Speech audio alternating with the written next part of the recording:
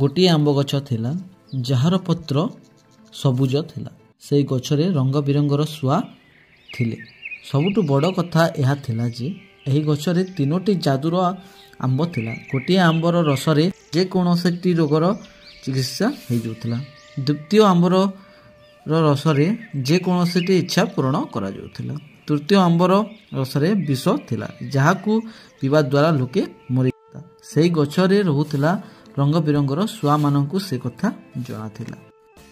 गोटे छुआ ता सांग माननक सह खेलिबाकू आसुथिला। ताकू एही गछ बहुत भल लागुथिला। से सेठारे ठिया हेकी सेही गछ सहित कथा हेउथाय।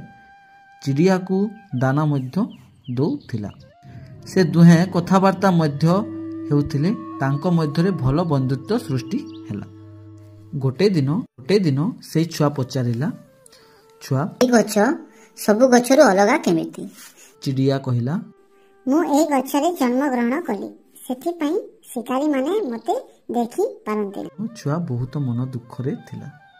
चिड़िया पचारिला, कोन हैला? सब किछि ठीक अछि त? छुआ कहिला, मोर मां बहुत असुस्थ अछि, ताकू विश्राम करिवा पई मध्य समय मिले नाही। से बहुत दूररू पानी आने, काठ मध्य आने खाद्य बनेबा पई। मु बहुत छोट अछि आउ किछि सहाय्य करि पारे नाही। चिड़िया कहिला, दुखी होनी सांग, तुमको गोटे कथा कहूछि, किंतु तुमे शपथ कर काहाकू एही कथा कहिबनी कहिकी। छुआटा शपथ नेला। चिड़िया कहिला, एही गछरे जादुर आंब अछि। तुमे एठू जो आंबरे विष नहीं ताकू नहीं जाओ, हे तुम दुख कमी जीव।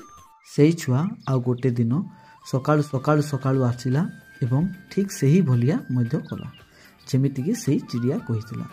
आम गछरु दुईटी आंब पड़िला। से छुआ ताकू आनिकी घर को आसिला।